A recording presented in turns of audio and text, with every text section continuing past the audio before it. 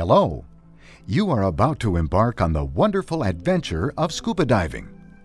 You will be given the means to enjoy Earth's last frontier, the underwater world. Before you begin your adventure, there are risks you must be aware of and understand. Be aware that water is not a human's natural environment. Anytime you enter the water to scuba dive, there is the risk of an accident that may include injury or even death. At first, you will need to listen to and learn from your instructor, who will teach you how to be a scuba diver. But the very essence of the course is to make you independent, so the responsibility for your well-being depends on you. Because your safety basically depends on your personal actions and how well you apply yourself and follow the rules, you will be required to sign a series of forms. It is very important that you read each form carefully, so you understand fully what you are signing and what rights you are relinquishing. Let's now watch an overview of the areas of risk in scuba diving. You will see that if you follow the safety rules discussed in your course, the risks are relatively small and controllable, and you can learn to be a responsible diver.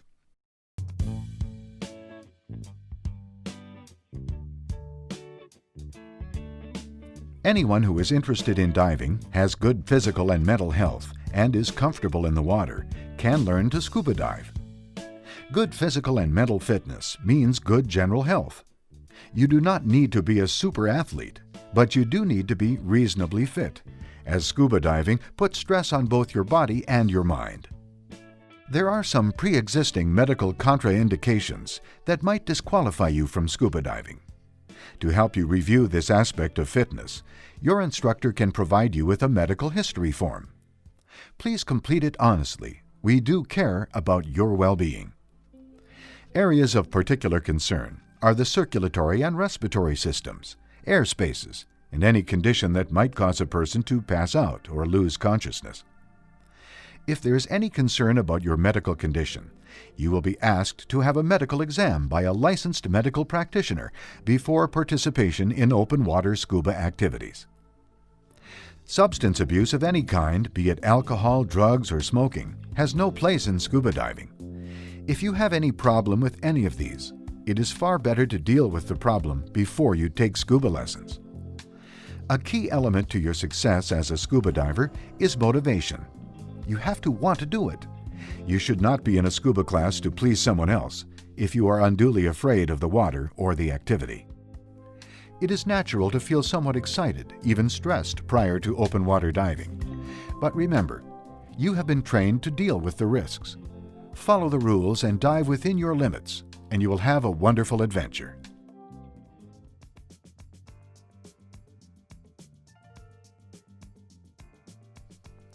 With good physical and mental fitness, you are now ready to proceed to the water aspects of scuba diving. To be a scuba diver, you need to be comfortable in the water and able to swim, but you do not need to be a great swimmer. You will be learning a whole new aquatic activity called scuba skills. There will always be some risk to scuba diving, but by being knowledgeable of that risk, you can reduce it.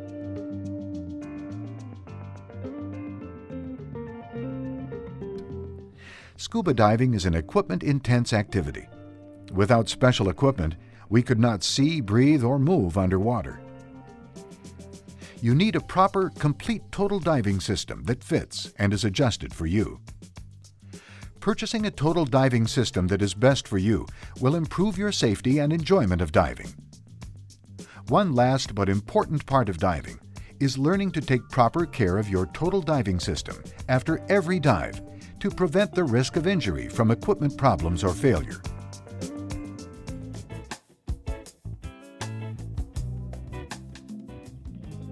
Misuse of diving equipment is the main concern, as malfunction rarely causes accidents.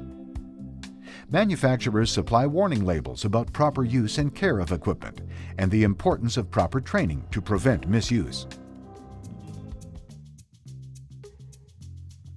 Breathing and pressure changes are also of particular importance to scuba divers. Because water weighs a great deal more than air, pressure increases rapidly as you go down and must be equalized. Your diving equipment and the skills you learn in class will prepare you to handle these pressure changes. Obviously, it is very important to have enough air to breathe underwater. Running out of air is usually a result of human error and puts a diver at great risk.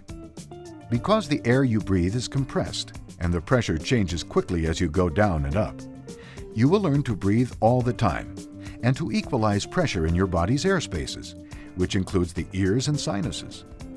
Failure to equalize with the pressure underwater may cause damage to your ears or sinuses.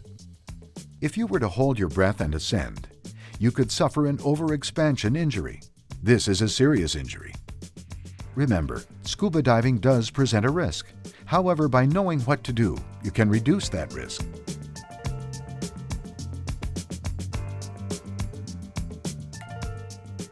Buoyancy control is a primary skill of scuba diving. Proper use of a well-fitting buoyancy compensator, or BC, makes diving safer, easier, more comfortable, and more enjoyable. Much of your training in your scuba course will focus on learning to use buoyancy control to your advantage while underwater. But buoyancy control is also important on the surface. Keeping your BC inflated on the surface allows you to rest easily.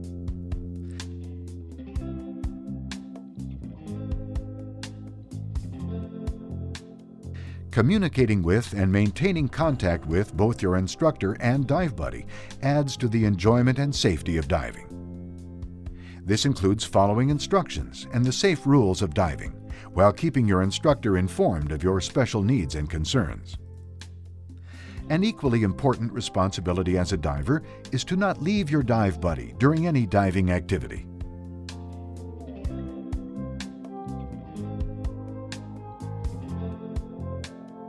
Control is a key concept in scuba diving. This means you are in control of your mind, body, and total diving system, so you can effectively deal with the environment, your buddy, and yourself. In diving, we talk about staying in your comfort zone by knowing your limits. This provides a margin of safety in difficult situations and helps you keep faith with the cardinal rule of all adventuresome activities: stay calm, don't panic. All of these things taken together will help you develop a level of awareness so you are ready to participate in scuba diving. You will learn to reduce risk, but it cannot be eliminated. Ultimately, you will be responsible for your own well-being and enjoyment of diving.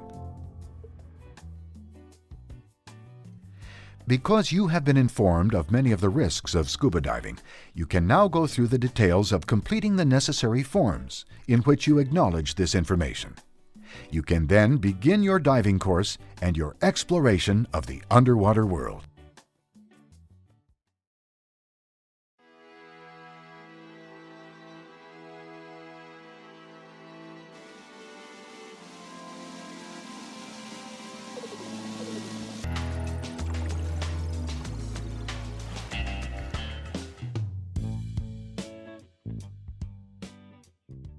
You have completed the first phase of your training and are now ready to continue. Since the nature of some open water skills requires the instructor to give direct attention to one student at a time, there will be moments when you're out of the instructor's vision. As always, it is your responsibility to maintain contact at all times. Also, the instructor can only judge you by your performance. It is your responsibility to say how you feel. Let the instructor know if you're cold, sick, overheated, or tired. You should not participate if you don't feel well, and you should never say you're satisfied with your performance if you aren't. This video will show areas of risk in the open water, so you have a clear understanding of your responsibilities prior to signing the required forms.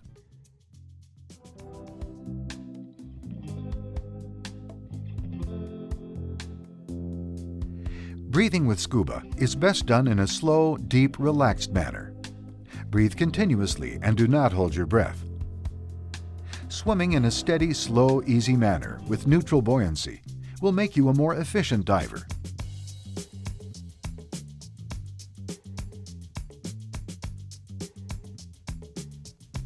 Another major concern of scuba diving is the possibility of having an overexpansion injury while ascending.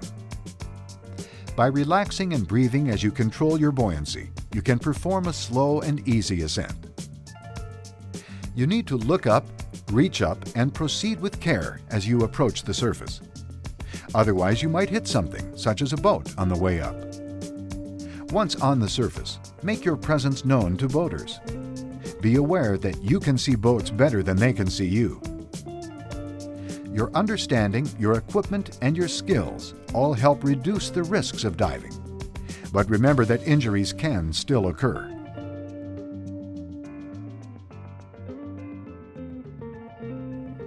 One concern about temperature is that you might overheat on the surface while you are putting on your dive gear. The other concern is that you may become excessively cold while underwater. Water takes away body heat 25 times faster than air. Therefore, divers need to wear the correct protective suit for the water temperature.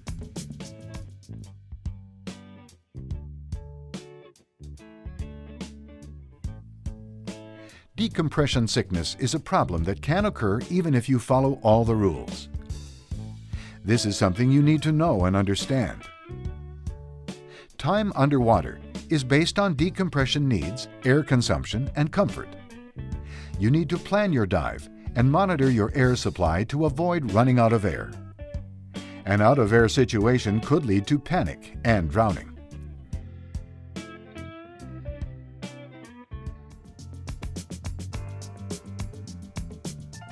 Extra care must be used as you enter or exit the water, so as not to hurt yourself or others.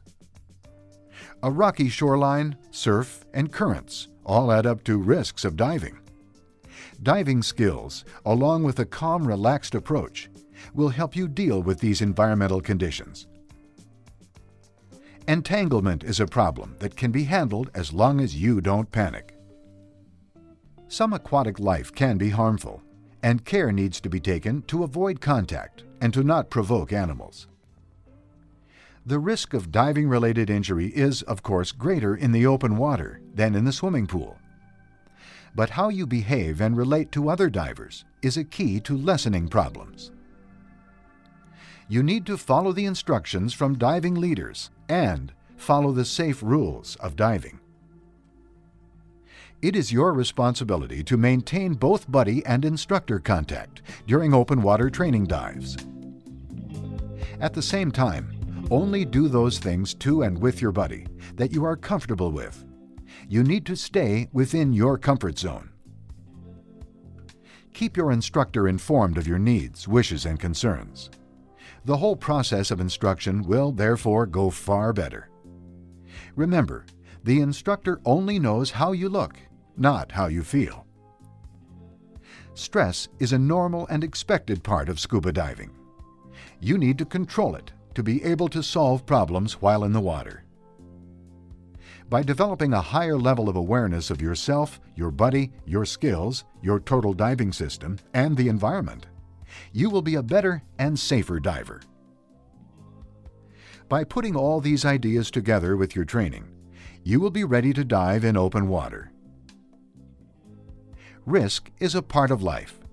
Activities that add adventure to our lives also add risks, yet most recreational divers enjoy scuba diving without ever having an injury. At the same time, no one can guarantee that you will never have an accident. Scuba diving is an extremely interesting and enjoyable recreational activity. With the information provided here, your diving instruction, and a thinking approach to scuba diving, you can have exciting adventures with a known and controllable degree of risk.